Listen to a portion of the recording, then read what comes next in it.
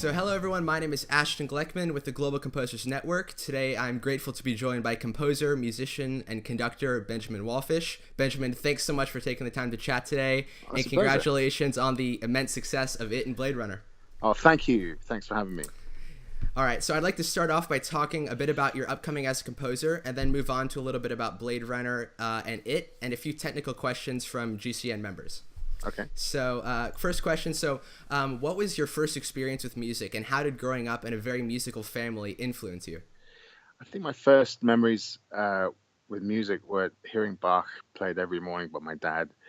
He'd always warm up with the six suites for solo cello, and my mum playing the violin and my grandpa playing the piano. Music was always synonymous with family, and I guess to this day, whenever I'm working on music, it just kind of feels like home. And I think having musician parents, it teaches you the value of constantly striving and discovering, and the fact that music is this kind of endless pursuit. I remember as a kid, going into my dad and saying, don't you know that piece yet? You played it 1,000 times, and he would always say, well, there's something more to discover. And I suppose there's something you can learn from that, especially when you're creating music. And yeah, growing up in London too, in the 80s and 90s, was always very interested in movies, and it was a great time to be a kid with all those incredible scores of John Williams, Jerry Goldsmith, and all the rest of that extraordinary period in film music. But also, I was very interested in the rave scene, the electronic music coming up in the 90s in London, and also being having those opportunities with classical music when I studied. So I guess as a kid, it was just about treating music as something which is constantly evolving and multifaceted, but also something that needs a lot of work. And seeing that firsthand from my folks, I think was a great thing. So what was it about the relationship between picture and music that really tugged at you and sort of called you in? I think it's something about the sort of emotional impact of those scores. I remember as a kid when I saw E.T., I was immediately taken by something I didn't know how to describe, but it felt so powerful. I remember getting the LP and trying to figure out the piano piece that you hear over the end roller, and just understanding why those sevenths and that chromaticism of the chord progression has that sense of hope, but melancholy all mixed in. And you can say that now, but as a kid, I had no idea that's what was going on. I was just kind of trying to understand. And I think it was a sort of a passion for film in and of itself. Just, I loved the scale of cinema and how exciting the process is. I was always fascinated with at one point I was thinking, oh, maybe I'll be a cameraman. There was a period in my early, I was probably 10 or 11, where I would film everyone with this huge VHS video camera my dad bought for the family, and annoy everyone. It's always filming everything and making these very basic movies by, having two VHS machines and press and record on one and stop and start on the other, like as primitive as it gets. But I guess as a kid, was just fascinated with the process of filmmaking. And then, of course, with that passion for music, it just, for me, was like, well, of course, I'm going to find a way to bring those two things together. And I was just very lucky, I guess, to know that kind of early on. Yeah, so it's been an extraordinary year for you. The first time I heard you was for David Sandberg's Lights Out, which was a truly incredible score, and it sort of, for me, really put you on the radar. And then you just kept releasing these extraordinary scores, and you just recently collaborated with him on Annabelle Creation, which was also a fantastic score. And then you just hit home with Blade Runner 2049, which is extraordinary. And I'd like to talk about that for just a little bit. Sure. So Blade Runner, which came out in the 80s, was a truly revolutionary score that set the stage for so many scores to come. Can you talk about you and Heinz's approach to returning to that sonic world that Vangelis created? Well, the Vangelis score is just synonymous with Blade Runner. You can't separate the two, and it goes beyond just the sound and using those synths. It actually is an attitude and a sense of structure too, and how the music breathes and has a kind of majesty about it in the original score, and there's a freedom. It sounds improvised. It sounds like it flows and is isn't sort of it's a very horizontal attitude, I guess, is the best way of saying it. And I guess whenever you start any movie, well, this is for sure the case. It's so important to start with a blank canvas and really find the inner truth of that particular story and what that truth can sound like musically, and find a way in which is always completely new. And so when you have something as iconic and stunning and beautiful as the original Vangelis score, um, in the first thing was to say, well, of course we have to acknowledge that and pay our respects, but even more important was to serve this completely new story. And in Blade Runner 2049, it's a very different narrative, and it examines completely, of course it's totally linear in the world of Blade Runner, but here we're talking about truly the examining the idea of consciousness and what it means to have a soul, and how do you define humanity in the context of, if you're born, does that make you actually human, and all these, in the context of replicants. And these are very big questions, and also the visual sense and the pace of the editing, they're completely logically connected to the original movie, but just something new and astonishing. And so I think something that Hans and I spoke about from the very start was just, of course we have to be in Vangelis' world, but we have to really create something that feels like it's 30 years later in the story, and something that is new. Yeah, absolutely. And one thing that I found really interesting when watching the film is that Kay, sort of along the story of the film, Ryan Gosling's character sort of becomes more and more human in a sense, because he starts making decisions sort of for the greater good, especially making decisions about, doing all that he can to protect Deckard. So how did you work with his character arc and develop it musically throughout the film?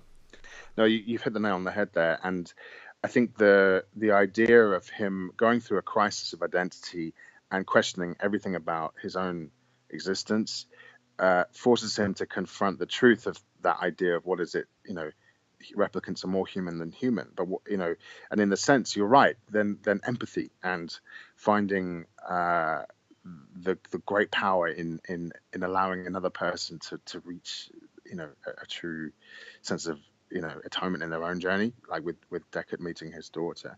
Huge spoiler alerts everywhere here, bloody hell. We'll put it on the video. Let's just assume everyone's seen the movie. Yeah.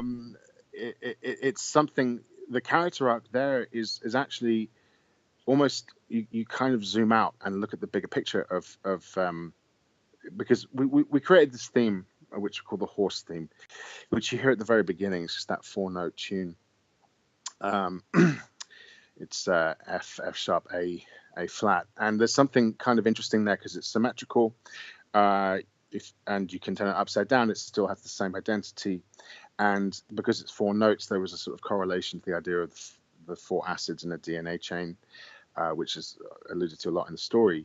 And every time there's a moment of crisis or a significant development in the puzzle, you hear that tune, but the tune evolves. The sound of the tune, firstly, it's very pure, and then it becomes almost like a cry for help, and then eventually it feels resolved and is eventually combined with the puzzle theme, which are those piano chords you hear over the opening titles and occasionally occur when you see the serial number on the bones. And then at the very end, you hear the horse theme and the puzzle theme combined. So there's a sense of resolution when we realize who the daughter, who the child replicant is. And so there was an opportunity there, I think, with the theme arc in a very subtle way, because we weren't trying to make like big tunes. It was like, how can we actually condense this down to something very, very simple, and something which will play within the tone and feeling of the movie, the visual spectacle, the unbelievable performances without overwhelming it. And so, yeah, there was that kind of sense of a motivic approach, I guess, and evolving it every time you hear it. Truly, one of my favorite characters in the whole entire movie was Roger Deakins. I mean, he sort of brought something completely different, and he's of course worked with Denny so many times, and it's just astonishing every time you see it, It's totally genius work, and the use of light and shadow is I've never seen anything like it, and the way that light moves to in those scenes, in Wallace's kind of office lair, how we call it, and it's truly poetic use of light and shade. I've never seen anything like it. And I absolutely love how the music sort of seamlessly weaves in and out of the different visual styles. When you enter sort of the reddish and the oranges, and it almost seems like the music just sort of sinks in and melts into it, which is extraordinary.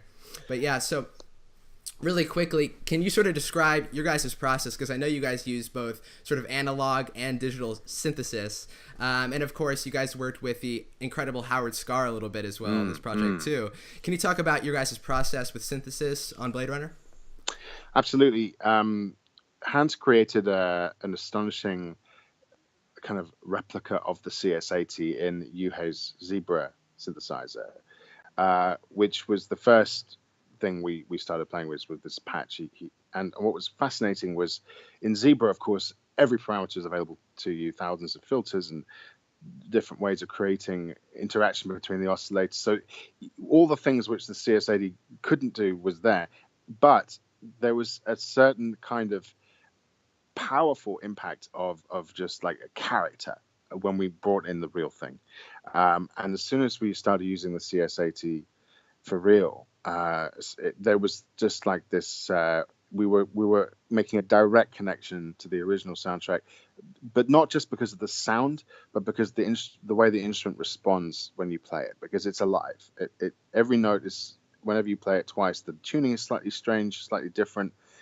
You never quite know exactly what's going to come out, in the same way as an acoustic instrument would be. So there was a wonderful few sessions just with the CS80 creating all kinds of textures and sounds which you hear manipulated throughout the score. But the heart of the score, in terms of what you hear the most, is the Zebra synthesizer.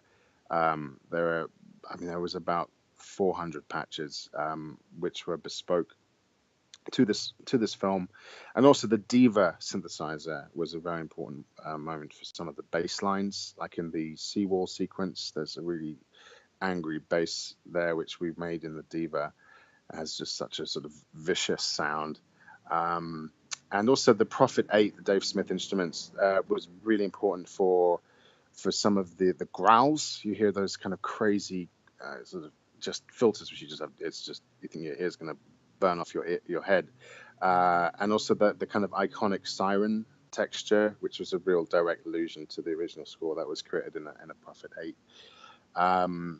So really there was that kind of, for me, it was like a family of synthesizers. It's like an orchestra of, I was just imagining these kind of like a dark kind of room of robots creating, interacting with each other with all these synths, because actually it's about how they interact with each other that makes the texture, of course. And by that I mean, use of reverb and delays and production. We were very keen to tip our hat to the original production using reproductions of the Lexicon reverbs and tape delays of the early 80s. Of course, these are Universal Audio's reproductions of them. But then, scaling that up to a 7:1 mix, and then eventually an Atmos mix, which was done on the dub stage, you're able to kind of take that intention of an inventiveness in the original score and just scale everything up with the technology we have now. And I think the Zebra synth in particular is wonderful for that, because there's just endless possibilities. Yeah. Did you guys use any of the sort of like Arturia recreation of the CS80 at all? No, that was sadly not.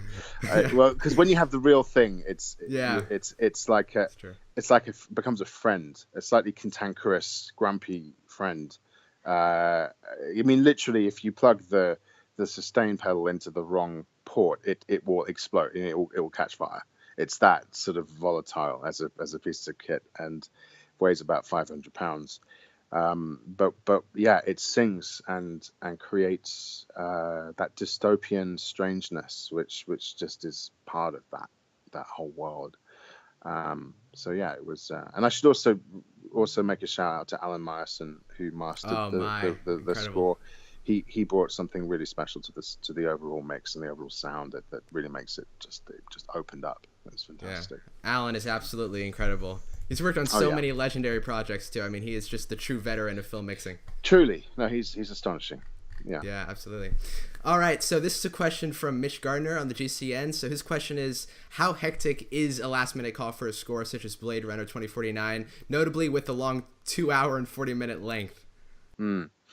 Well, how hectic? I mean, it's always hectic when you write a film score, but given that, you never think of it as it being hectic. It's kind of, you know, the sense of how much time you have becomes irrelevant. The only thing is, you know, what are these ideas that need to be turned into score?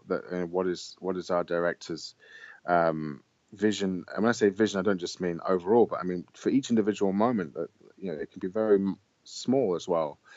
And I guess, you know, when there's a time crunch, in my own experience, the taps get opened that much wider. If you sort of like, things just have to flow that much faster.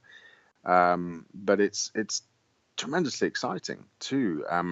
You know, creating music for a living and doing so when you're dealing with such amazing artists like Hans and Denny and Joe Walker, it's inspiring, and you know, it's almost like you can't wait to get back to the studio, because there's just, you know, you come home and there's just so many ideas flowing, and there's all these, you know, such visionary people and masters of their craft, inputting into the whole process, and collaborating with someone like Hans is always very inspiring, because he has his ideas are often very, you know, surprising, and in a way which just makes you rethink.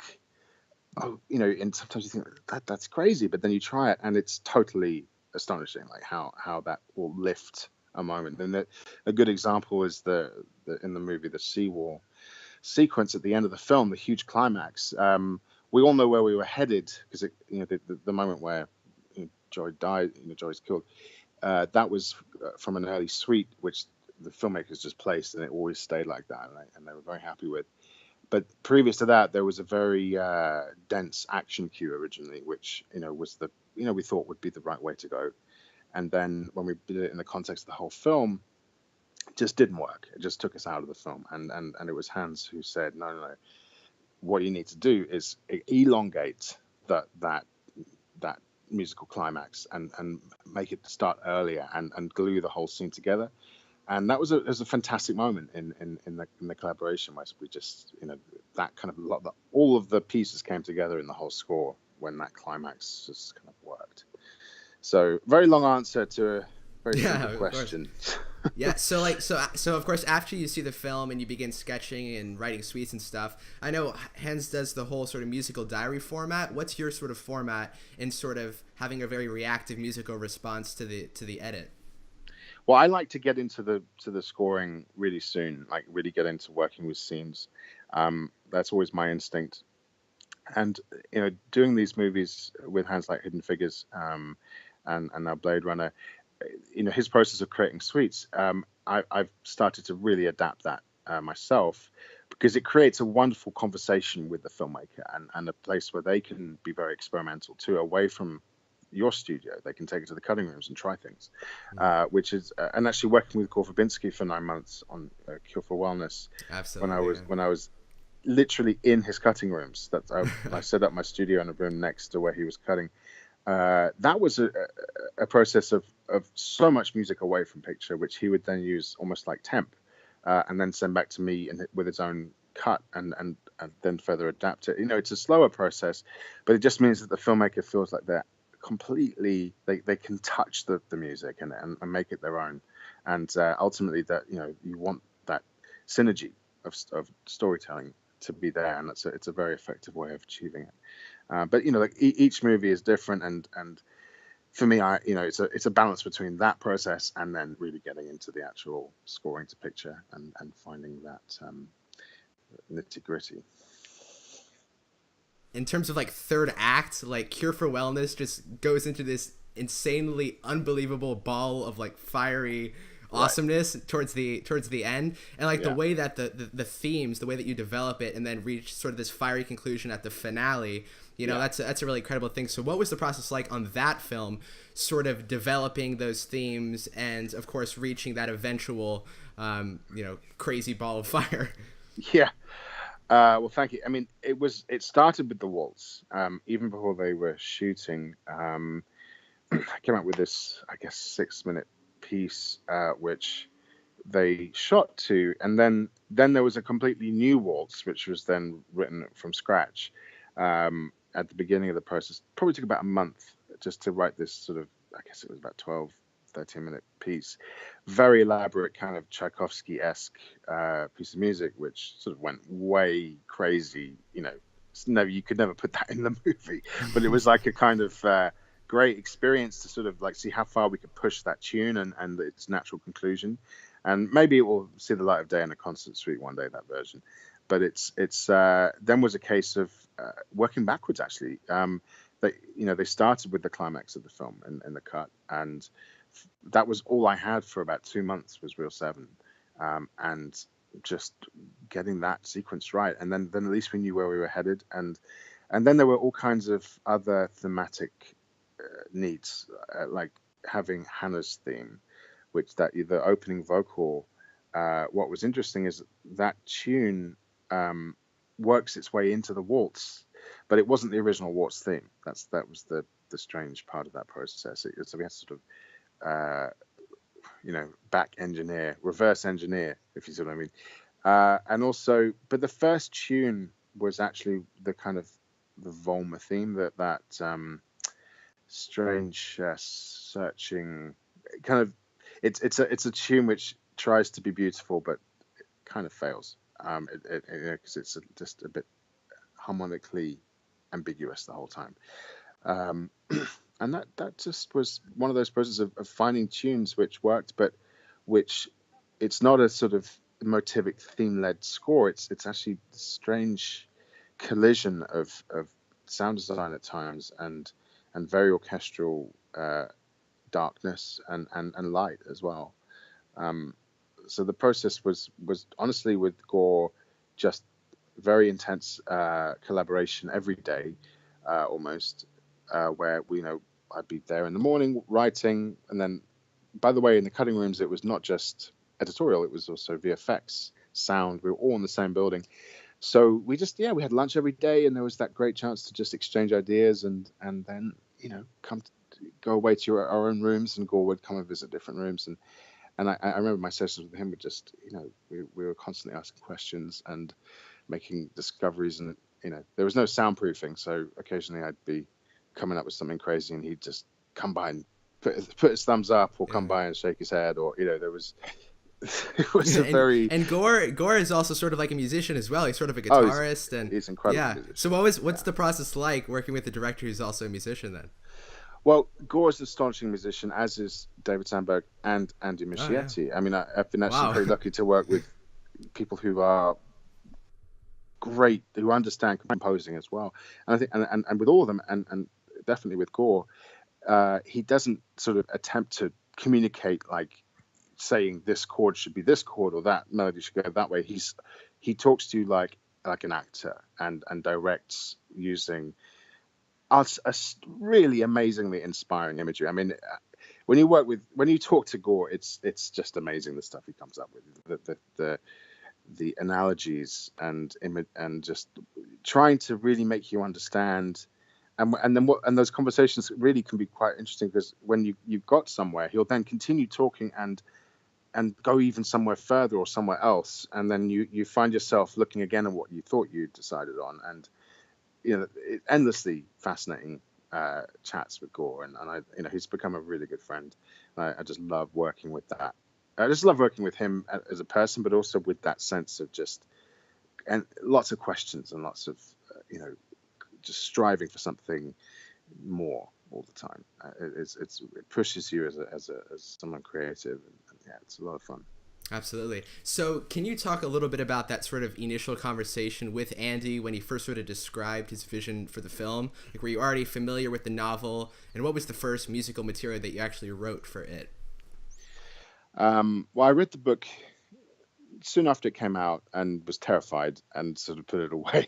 And then I was really into Stephen King, Misery and Pet Sematary. I mean, a bunch of books I love.